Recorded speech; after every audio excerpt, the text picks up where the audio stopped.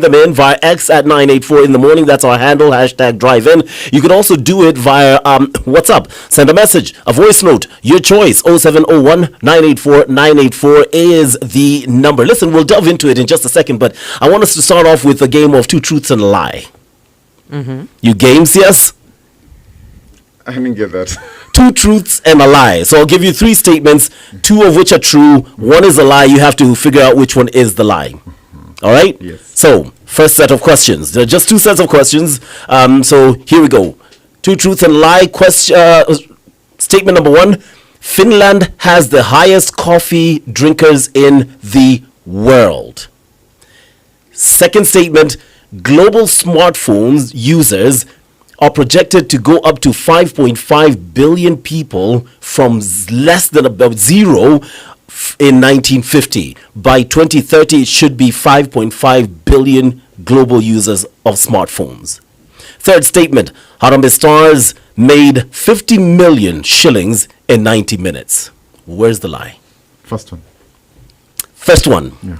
Surprisingly, CS, you are wrong. I'll tell you what, because Finland actually is the number one coffee drinker in terms of nations. It was actually released, the report was released. Finland, 11.9 kgs ton per year per person. Norway follows, and Iceland, Denmark, Netherlands, and Luxembourg make up the rest of the list. That's per person.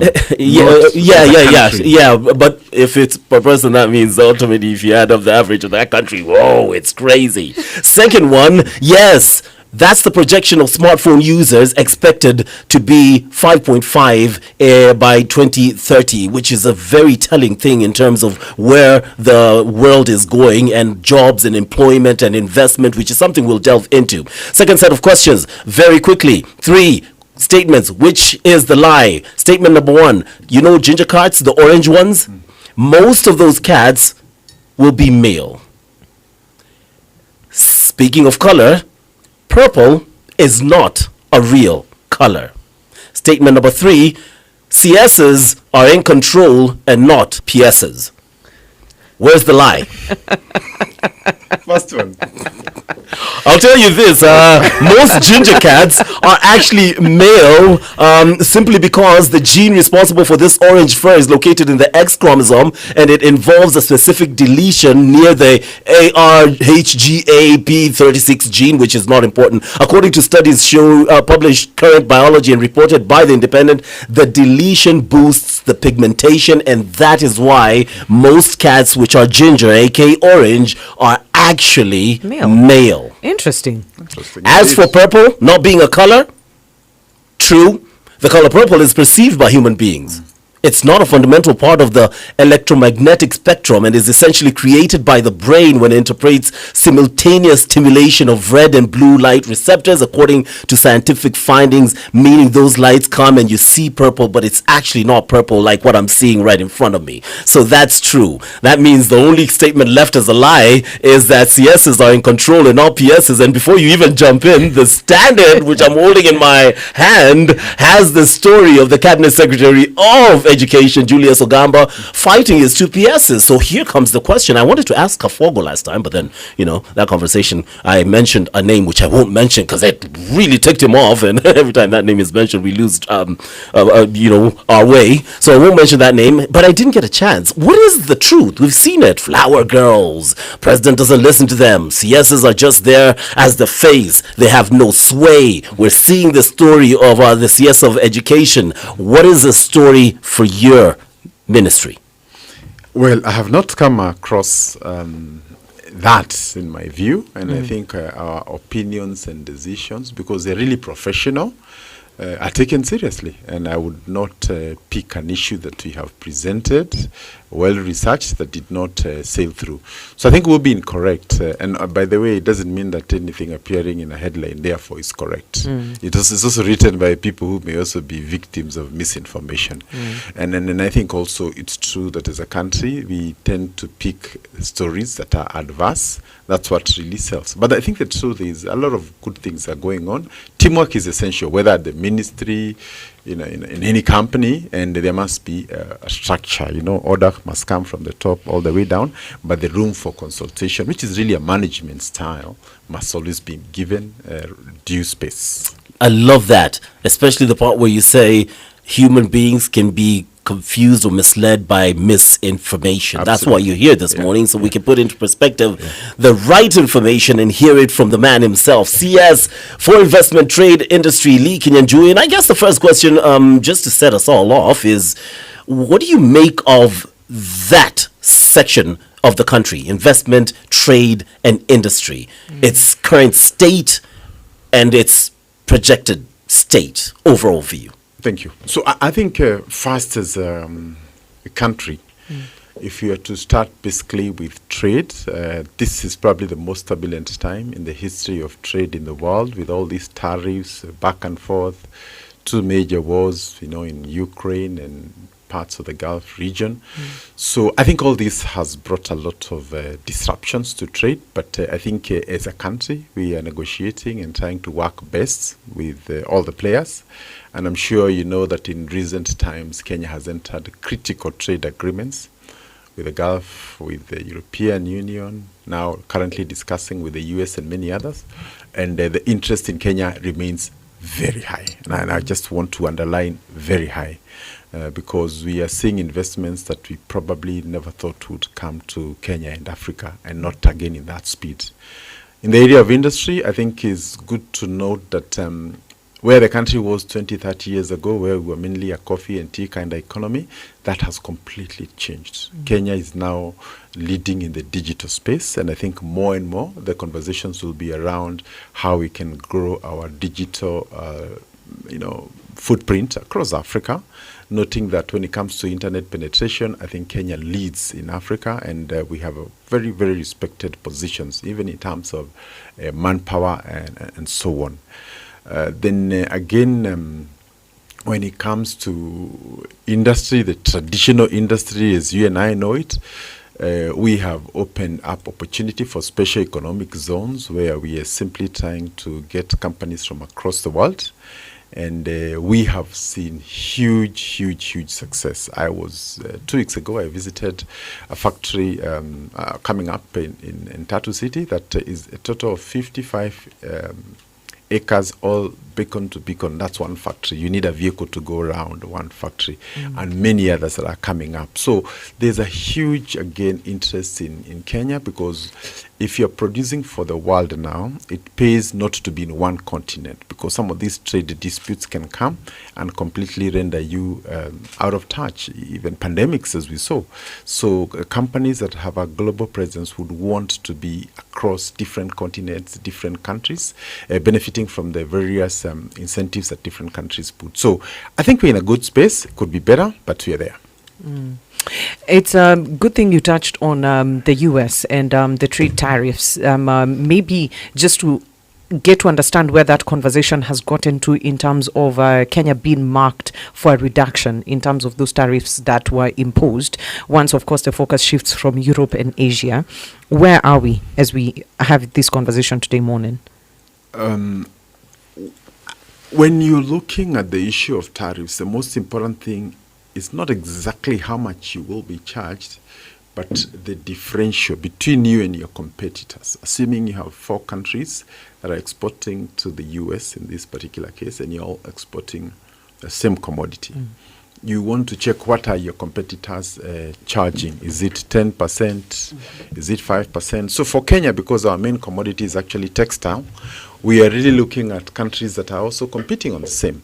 And the truth is we have gotten nearly, actually the lowest. We got 10%. While other countries that are our competitors into the US market are getting 30%, 15%. And so on. So even though it's 10 and you would want it at 5 or something like that, the important thing is the differential between you and your competitors. And in this case, Kenya, even between Kenya and Uganda, Uganda is at 15, and South Africa is at 30, Kenya is at 10. So if anybody is exporting from Kenya to the US, and another one is exporting from South Africa to the US, the Kenyan guy has an advantage. And this alone is going to trigger companies from some of those countries with high tariffs coming to Kenya, from Yeah. Vietnam, from Sri Lanka, and all those other places where the tariffs have gone up. So, much as we didn't start it, it's going to work well and better for Kenya. Now, there's a talk of it, possibly even just talking to the U.S. and having it reduced heavily or removed ultimately. Significant. Has that been ongoing? Is there any development there? Kenya is a critical partner of the U.S. I'm sure you know some of the strategic engagements we have with the U.S., both now and historically, including in Haiti and supporting in some of those international assignments. So Kenya is placed favorably, and we already did our appeal, and we will be having a meeting with the authorities in Washington on 20th of this month, and the conversations will revolve around how we can settle on a tariff that gives Kenya an upper hand, so that also some of our sacrifices on those global fronts can also be compensated with a better tariff that attracts investments and businesses into Kenya.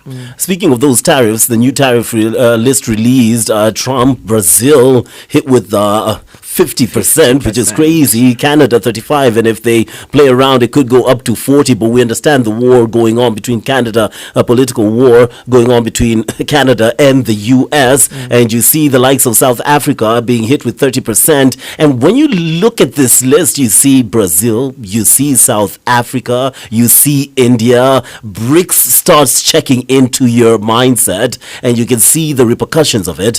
And Kenya is flirting with Brics and a relationship there. Now, while you're going to the U.S. and you're currently in a favorable position, it's like a relationship, right? As long as you're good, you're in a favorable position. But once you start playing around and playing these side games, then you quickly get out of a favorable position. Do you think your ministry could be impacted by this whole flirt with Brics and promise the U.S. will stay faithful? Kenya's position on business and trade relations with other nations is based on what's best for you. We are not in BRICS, and never have we made a statement in that direction. However, it would be wrong to say that we'll not trade with, say, South Africa, because we are all in Africa and we're trying to open up African borders. India is equally a critical partner, a trading partner for Kenya, and so on and so forth. But I think each country has its own relationship with others, and we cannot be seen in the lenses of, but Kenya has a very good relationship with, and I think that's really what we would want to focus on, where we look and nurture and manage our relations, trading. And maybe also what we'll be doing in the coming days is to look at numbers. For example, our numbers with India don't look very good. They export so much while we are not able to take as much to that particular economy. So our next focus will actually be India. In terms of pharmaceuticals and everything, we buy a lot from them.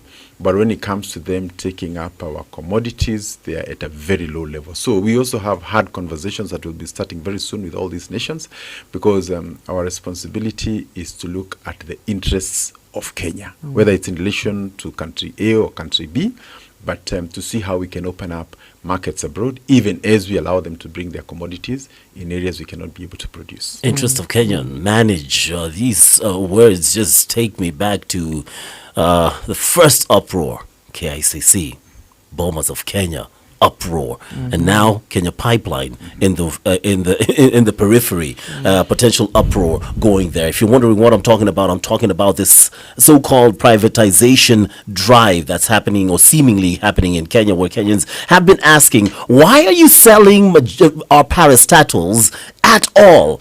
How do you ensure that it doesn't end up in the wrong hands, end up being owned by foreign control?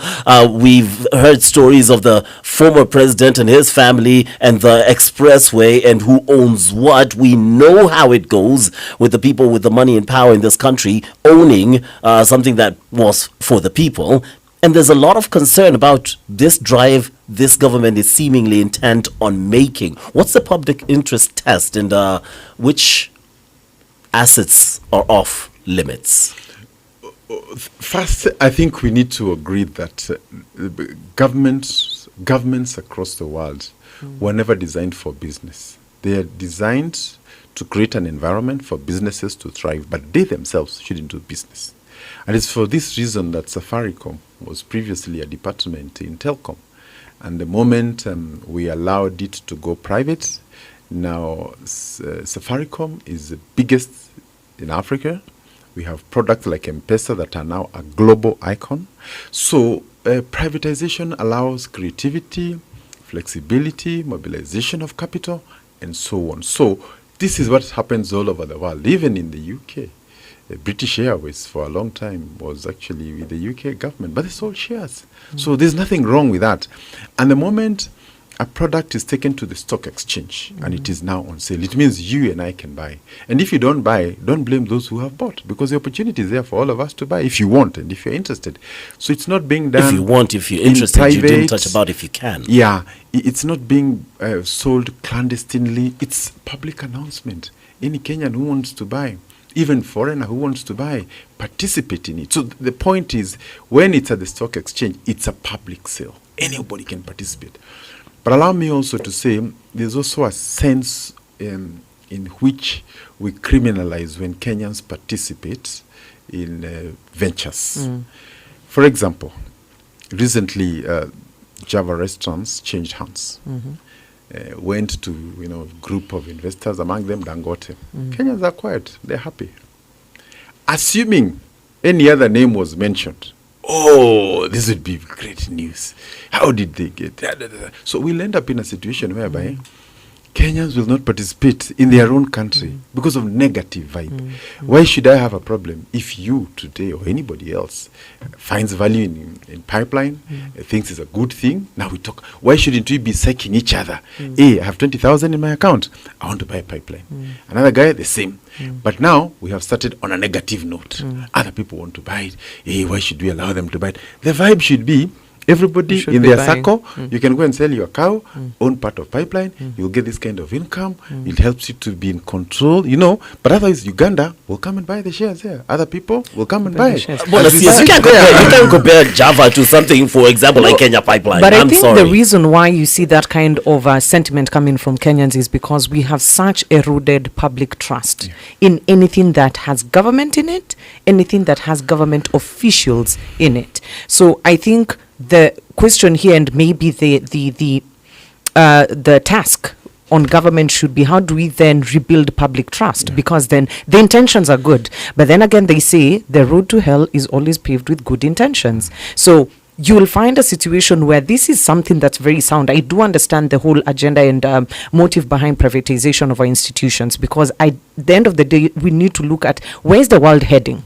At the end of the day, we need to be able to make sense of the capacity of these institutions. What sort of timelines are we looking at for the Kenya Pipeline IPO? I think we did pass that in the cabinet. It will have to go through a few motions, including public participation. But I think the issue of public trust is something we all have a responsibility to work on, and also to ensure that we don't get into a situation whereby we lynch anybody and everybody who participates in anything Kenyan. Yes, there have been a few missteps in the past, but I think the way forward must not be, from what has happened in the past. And I really want to urge Kenyans. There's a time when Kengen was on sale, I think Safaricom, and everybody, teachers, everybody. That's how you own a country. It's really not for the big people or the politicians and everybody like that. And then also it's good to note, Kenyans don't want to be taxed more. Kenyans don't want you to borrow. So, but you need to run the country. So how do you run the country?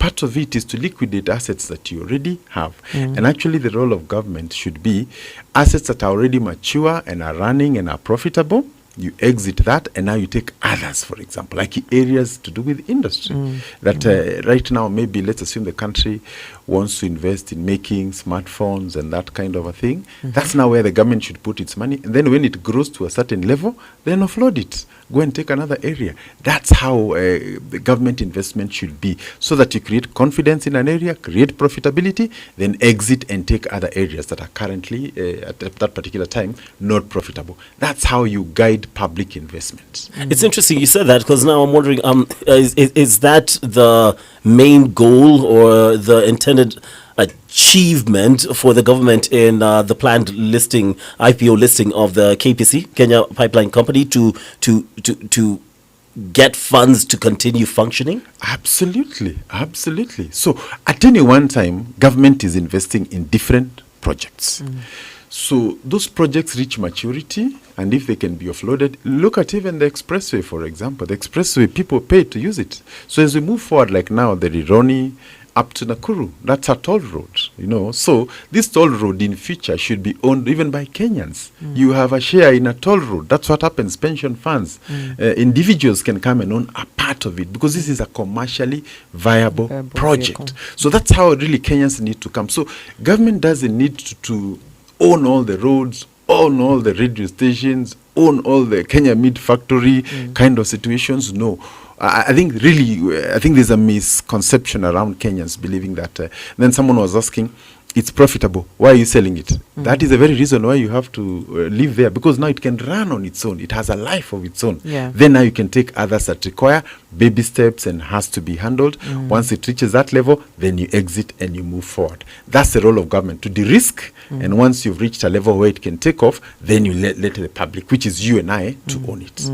CS, I'm actually very curious as to what sectors at the present moment, we are at the halfway mark of this year.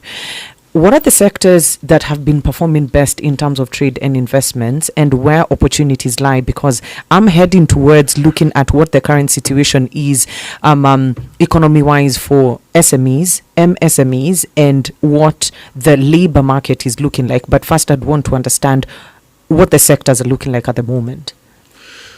I think first is good to note that there are two challenges, and I think until you admit a problem, you can't solve it. Correct. I think the first one is basically a cash flow issue, that there was a lot of funds owed to suppliers by government and government And we still agencies owe. and county. And that created a bit of a cash squeeze, where I owe you, you owe the next guy, everybody owes the other, we are not able to pay our rent, our school fees, and that kind of thing. Now, the good thing is that government has provided funding in this budget, and a good number, especially in road construction and other supplies at the national government level, are being paid. Now, what happens with some of these economic decisions, even when they happen, we may not all feel on the same day. Takes like 90 to maybe 6 months for it to be fully felt. Okay. But the nearly 100 billion that has been splashed over in different projects that had been pending will have a huge impact in addressing that issue. Our key area of challenge remains the counties, where we also have a colossal amount still owed to suppliers and others, and we want to work with the COG, Council of Governors, to try and impress on them to pay. I think those are the two major issues. Okay. Moving forward, once some of those things are done, the fundamentals look very positive. You are aware that our NSE was voted the best. If you look at the inflows into the stock exchange from abroad, and these are people who have the opportunity to invest in Singapore, in New York, and all the other London Stock Exchange, and many of them are actually coming to Nairobi. They have the numbers. I would also quickly look at some of the decisions made by the international organizations, including the UN. For example, the decision by the UN to relocate its nearly 5,000 employees from New York to Nairobi is a major decision. It's a milestone to a third world country, and at times such as now. If you look at the amount of money that will be pumped just for that particular decision, it's colossal. So I think at the international front, the inflows we see today, in the past, our traditional remittances were from coffee, tea, that kind of thing, and tourism. But now we are seeing a very huge inflow from diaspora community, Kenyans abroad.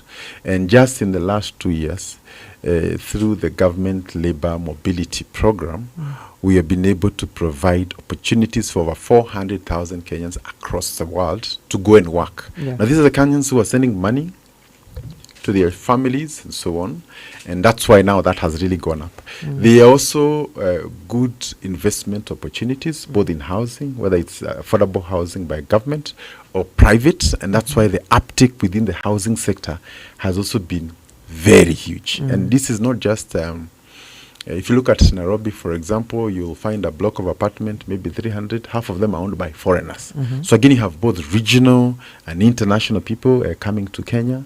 You have organized cities and special economic zones, say like Tattoo and many others, where Kenyans are taking up. So there are huge opportunities that are coming up.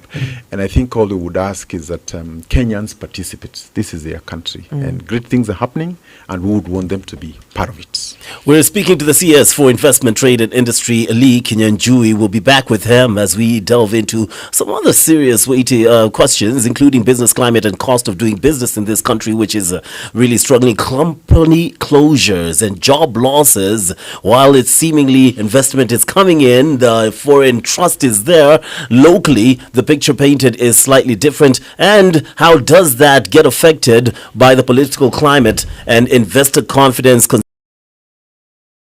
to 2026, just a year to the elections, and you know the drama that comes with it. We'll be back with all these questions, hopefully get good answers from the CS. Meanwhile, how about we figure out what's happening in the world of sports? Capital Sports Update, where sports is taken seriously.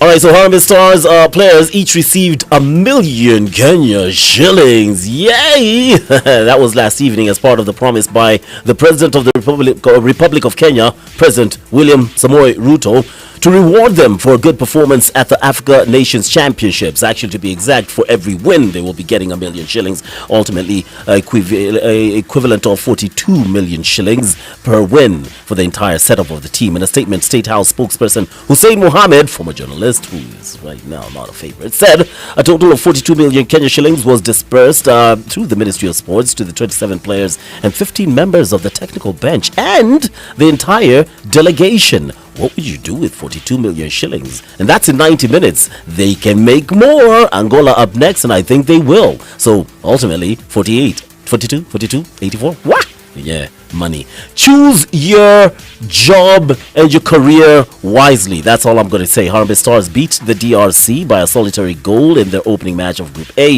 at the Kasarani Stadium on Sunday.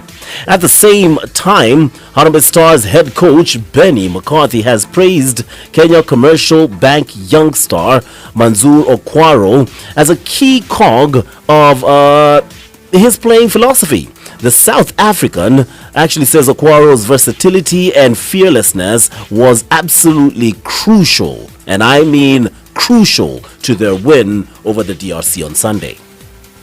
I took a gamble, and lucky for me and the team, it paid off. But I know when you have a player who's young, who's fearless, who just wants to play, and wherever you put him, he wants to do the best that he can for the team. So you knew. Well, we all take gambles. Sometimes they pay off, sometimes they don't. This one paid off for Benny, and Okwaro has played in an unfamiliar holding midfield role as opposed to his usual centre half or left back position. Across the border, Uganda Cranes, I warned y'all on X, didn't I? Humiliation galore. 3-0 defeat at the hands of Algeria. Tanzania won their opening game. Kenya won their opening game. The other host, well, they lost theirs at the Nelson Mandela Stadium in Kampala last night. Ayub Gezala gave the North Africans the lead midway through the first half before Maziane and Bayezid added 2 more in the second 45, condemning the Ugandans to the biggest loss by a co-host in the competition so far. The only loss by a co-host in the competition so far. The Ugandans next face Guinea. Doesn't get better, does it? On Friday, as Algeria are set to square off against South Africa on the same day. Now, that's something to look forward to. Capital Sports Update, up-to-the-minute sports, where sports is taken seriously. This is Capital in the Morning Breakfast Show.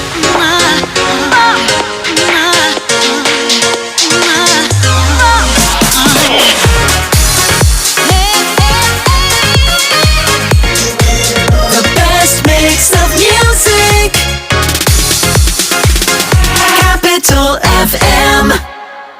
Mbali tumetoka na bado tunasonga. In a world where change is constant, The future is ours. there is something comforting about stability. One that has inspired I&M Bank's growth in Kenya, Mauritius, Tanzania, Rwanda and Uganda. We celebrate the lives impacted, dreams realized, and futures secured through our financing solutions. This milestone is a testament to the power of relationships, integrity, and commitment. I&M Bank, on your side. I&M, the future. Looking for that perfect soundtrack to your day? Welcome to Fuse, where every weekday from 10 to 2, Ann Marara turns your midday into pure magic. It's not just radio. This is your premium lifestyle companion. Rock that ignites, pop that excites, EDM that delights, and golden hits that take you back to those perfect moments. When the clock strikes noon, dive into the Throwback Hour, your daily dose of pure nostalgia from the 60s, 70s, and 80s. Then it's your turn to take control with the All Request Lunch, because great food deserves an even better song.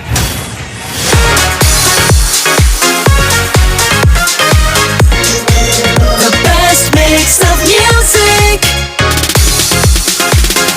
Capital FM.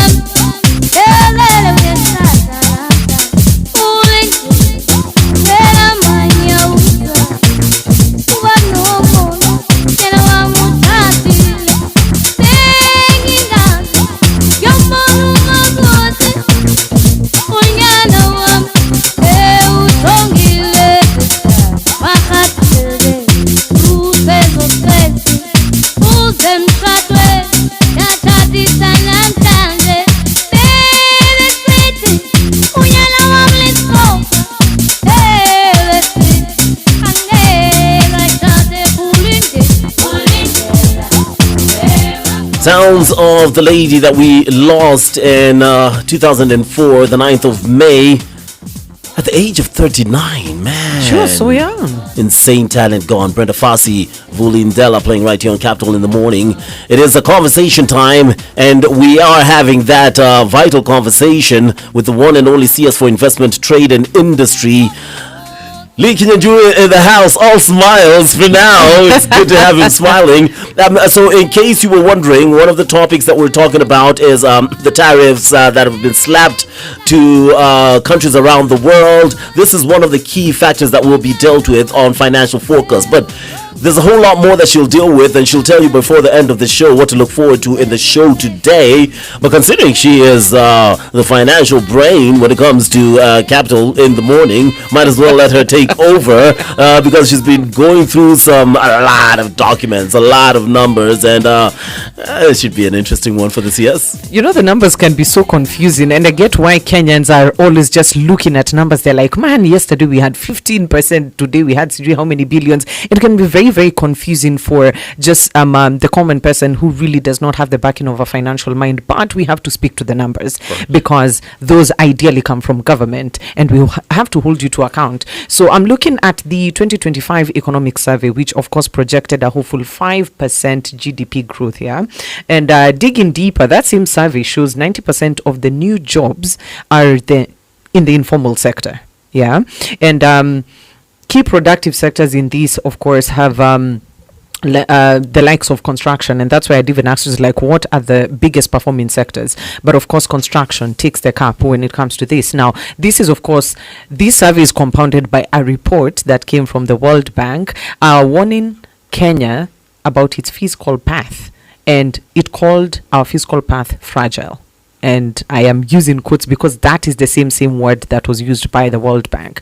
And of course, they did state that we are walking a very tight line when it comes to application of certain policy mistakes or making certain policy mistakes. So we are treading on caution. Yes, we have an economic survey that paints to optimism, and then we have what these other institutions are saying, which ideally every time we open the dailies, we see that these, I think it's even on one of the dailies today, where there's hesitation when it comes to FDIs in this country, based on, again, sentiments that are coming from the World Bank, sentiments that are coming from the US. So maybe, Mweshimiwa, what you can help us understand is what is your ministry's maybe core strategy when looking at these numbers, and where are we heading towards as a country? Because informal rates are quite high. Yeah. We're talking about 780,000 jobs that were created last year, and 90% of those are the informal sector. But we're still not doing enough. Yeah, thank you. So I think where we're going as a country, and I think this is very unique to Kenya, if you look at government services, there has been a deliberate policy to digitize. So with digitization, I mean, you require fewer people to do the job. And therefore, the government has to look for clear strategies to ensure that those jobs are really not lost. They could be transferred from one sector to the other, but they are created within the economy. And therefore, the issue of now informal jobs becomes very important. One challenge we had in the earlier part of the year and also last year is the issue of high interest rates. If you want to build or if you want to borrow money to build, the issue of the interest rates becomes very critical. So you will recall that last year our interest rates were 19%, some even 20%. They have since come down to 14%, and we project that it should go to around 13%, and in best case scenario 12%, maybe towards the end of the year and so on. That will be a major trigger. So we see a positive gain. When the interest rates go down, it means you and I can borrow, you can expand your business, you can start that cafe. So small businesses now, what you're calling the informal sector, will start to grow. That's very critical. As to the World Bank report, I think it's important to note that the World Bank will give nations its advisory. And I think they are important, but you must read them in context, because every country has its story. And no story can be written by, let me say, the big nations, you know. There are situations where they have advised, don't do this. Nations have gone against that, and it turned out to be very successful. A good move. You may want to remember about the structural adjustment programs of the 1980s prescribed by those nations that completely brought the nation to its knees, where we were told to privatize everything, and things didn't work out well. So I think the point is, even when we hear these reports from any international organization, I think we also have to look at it in context. Noting that also this is 2025. COVID ended in around 2021, 2022. There was a whole post-COVID period that Kenya never admitted. We behaved like nothing had happened. Yet we had gone through 2-3 years where the whole economy was nearly low productivity. Correct. Tourism came down. Correct. We had zero earnings. Kenya is an export-driven economy. Our exports went down, yet we had to eat from our reserves. But you see now, as we move on, we don't admit there was a problem there. There was a gap that we had to fill. And some of those are felt to date. And I think it's good to look at some of these things in context. And that's what I'm saying. Kenya, in view of where we are, where we've come from, and what you're doing, and the projections, I see a very positive position moving forward. I've just stated that the inflows at the stock exchange are mainly from foreigners. Foreigners are bringing their money here. So I think it is also not true that one report determines the outlook of a country. People look at many things because they're also comparing your country with many other countries, with many other instruments that they would put. So I think it's a sum total of all this, and I think Kenya has also proved to be a resilient nation. It's probably the only country where people go to the streets one day and the following day they're dressed so smart you wouldn't believe they are the same guys. Well, at least those who are left alive are. It's like you know, you're hanging out yesterday and now you go back to work. But the point is, our democratic institutions and our resilience as a nation, both, I mean, nobody would doubt that Kenya is not at par with many of the countries within Africa. We have a way of expressing ourselves. Yeah. Sometimes we can go beyond the mark, but you quickly recalibrate and move on. So that's very important for any investor, and the rule of law that it will be followed at any one time. Context is absolutely key, and one of the things I would love to hear Financial Focus evaluate is, like you said, COVID had an effect that we pretend it doesn't exist, and that on the back of back-to-back elections with reruns somewhere in the middle, and I think the repercussions, the wave is still flowing. We just don't see the what is it called? Trickle down effect. Yeah. There we go. The ripple effect. That's the one I was looking for. Yeah. We've not yet sat and understood that is still hitting our economy hard, and it could for some foreseeable future. Yeah. But is that one of the reasons that we're seeing the business climate and cost of doing business in this country really, really collapsing? Because if there's a country you were talking about can't be compared to other African countries, we stand out as how high the cost of doing business is, from opening it to running it, whether it's taxes, all the certificates that you require. It's almost like the government is saying, please invest in business, start businesses, and at the same time choking you with insane taxes and levies and complex licensing, which are expensive in itself. I think there's a lot of truth to what you said, but also much of it may also be misinterpretation. So first of all, say the VAT is at 16%. If you compare with the region, I remember recently I hosted a diplomat who came and complained to me that the cost of business is very high, taxation. So I told him that our whatever is 30% corporate tax and our VAT is 16. What does your country charge? They went quiet. Because they're charging 22 VAT. Where is that? It's not good to say where. No, that's where the problem is. No. Because It's you not compare fair. us to a country that is way ahead of us. No. I think that's it's not good to discuss. But the point I'm trying to say, even as we say this, you cannot compare Kenya with itself. You have to compare it with the region. So when you talk about taxation at 30, I'm sure it would better be 20, maybe 25. Yeah. But I think also it's good to look at it, the cost of running government, the cost of social services, because Kenyans want social services. They want a devolution. We ask for devolution. It comes at a cost. We've asked for many other programs, health and everything. All those come at a cost. And I think that cost eventually has to be costed. But away from that, I think the critical area that the nation will have to grapple with is the cost of energy.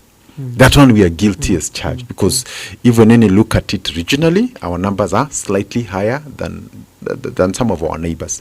But again, when you're making an investment decision, you don't just look at one component, the cost of energy. You also have to look at stability, access to the port, manpower, all those issues, including how easy can you bring your money into a country when you want to invest, and how do you evacuate it? This is probably the only country where you can bring your $20 million today. Tomorrow you don't feel like proceeding, you take it back. I want to assure you the countries that can allow you that in Africa are in a minority. They are singular in number out of 45 countries. Yeah. So that alone, that you can invest and walk away. Then you have the issue of currency stability. Much of the African currencies in the last year have suffered serious depreciation, devaluation. Some as high as 50%, 60%. Ethiopia, Egypt, all those, even the rand itself. Yeah. But our currency has actually appreciated. In the last 9 months or so, has appreciated and stabilized at nearly 128, 129, up there, up to 130. That has remained the case. So if you're an investor, you don't want to come into a country today, exchange rate is 130, tomorrow is 160. The other day you can't even get your money out. And there are companies that actually suffered serious when the numbers kept on going. Because, for example, if you import cars and you import at 180, then when they land here, the currency goes down, say to 130. How will you recover? So companies can completely go out just on account of instability, currency instability. So it's not good to look at just as one thing. Then also there's this issue of companies are closing and relocating. Jobs and are I've being lost. heard Jobs that, have been but lost. I keep asking. I would want to hear those companies that have closed and relocated by name. You see, also there's a perception. There's something that can be said so many times, and until you ask, okay, give me the names, because for every 2 or 3 that may have gone down, I'll tell you another 10 that have come up that were not there before. But- And business attrition is there all over the world. Companies will start maybe for 10 or 20 years, but at one point they will go down. But as they go down, many others will come up. Correct. And I think that's really what we need to check, the inflow, outflow, not just that 2 companies have closed. Therefore, Kenya is not good for business. CMC Motors Group shut down in January 2025 due to market challenges. Lipa later closed in March 2025 because of financial struggles. Procter and Gamble left Kenya in 2024, citing high business costs and resulting in significant job losses. Bob Mill Industries Limited, a mattress manufacturer, was struck off the register in February 2025 due to dissolution. The list goes on. Now, I know you're saying a lot of other companies are coming up, but Do you to want be a fair, list? these are big companies. Yes, I'd love Do you some want big the names list? coming through. Yeah. Yeah. We've not even touched on the Tuskies and Yeah. Nakmats and Yeah. So rest. first of all, like the company of CMC, it was an exit from East Africa and Africa at large. This was a global position they have taken. Then look at, for example, Bupa Insurance. Never in Africa, first time here. And many other in the financial sector, including Nigerian banks that have come and even bought Kenyan banks here. That's Access Bank.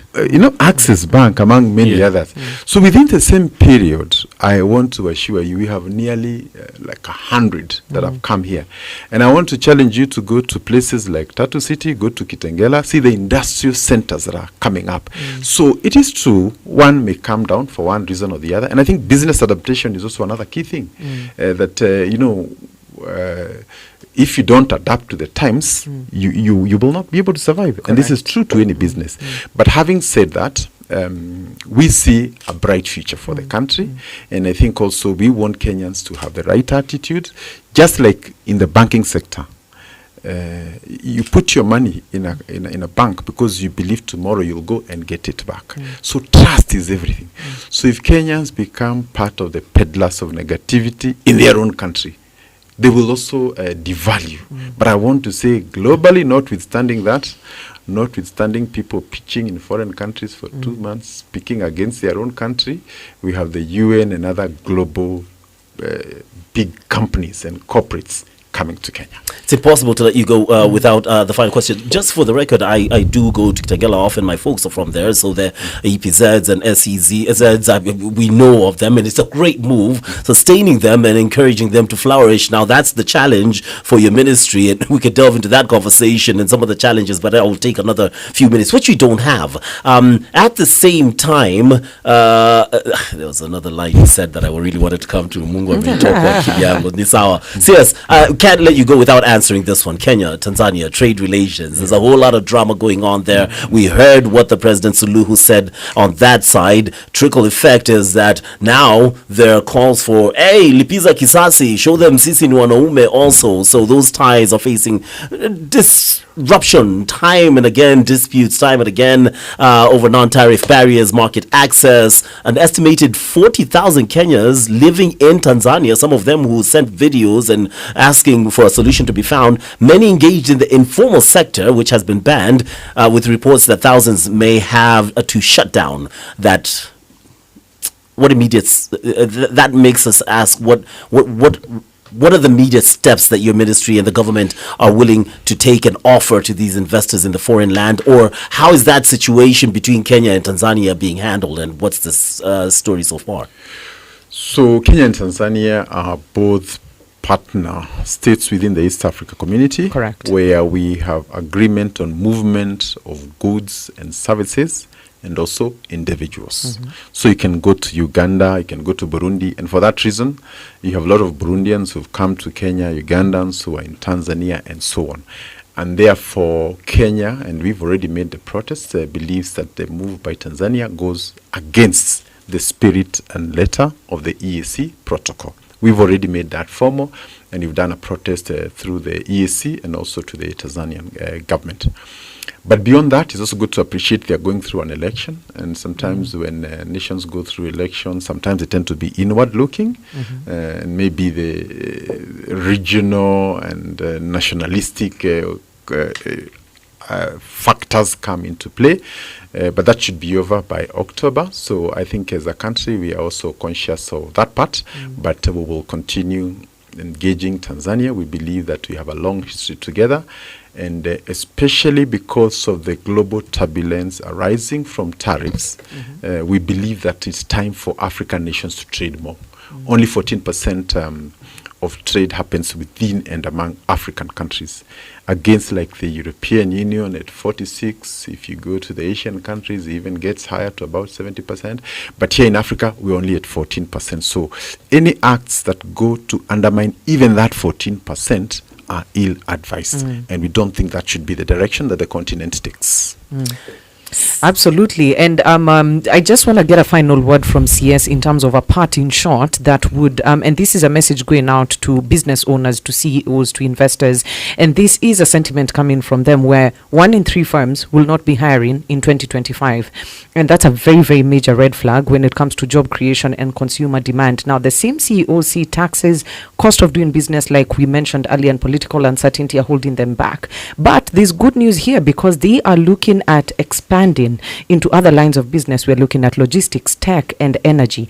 What message of confidence do you have for them as we wrap up? I think my message would be that we are in a good space. There's work to be done, and I think that there's no country that can claim to have done everything. But when you look, for example, at the financial space, if you look at Kenyan banks, even in the region, KCB into Sudan, into DRC, Uganda, Tanzania, our banks are ruling the region. If you look at equity in DRC, we now have situations where Kenyan banks are getting more revenue out of Kenya than in Kenya. So again, the point is there's room in Kenya, but there's also room regionally. We are having an open conversation with the business community, and like tomorrow the president will hosting a business roundtable sort of conversation to understand the issues and challenges and probably agreeing on how to unlock them. But the responsibility of making Kenya a better place is not just for government, it's also for us. Creating confidence in our economy is part of our critical agenda as citizens, because we stand to all benefit out of it. But I'm glad that the discussion has begun, even though we may not have concluded, but it's going on well. And numbers don't lie. When you hear a currency is getting stronger against its regional partners, when you hear international agencies like the UN are relocating to a country, then you would rather check between the negativity we have and what other global people are seeing outside the noise. Then you need to know where to do and what to go. Fantastic. Absolutely. We've been speaking to CS for Investment, Trade and Industry, Lee Kinyanjui. Thanks. Off with 2 truths and a lie. Bwana CS, before you leave, statement number 1, Unia Munga is about to do the news. Statement number 2, Lawi is on his 15th marriage. Statement number 3, the CS had the best interview on the best breakfast show in the country. Which one is a lie? The second one.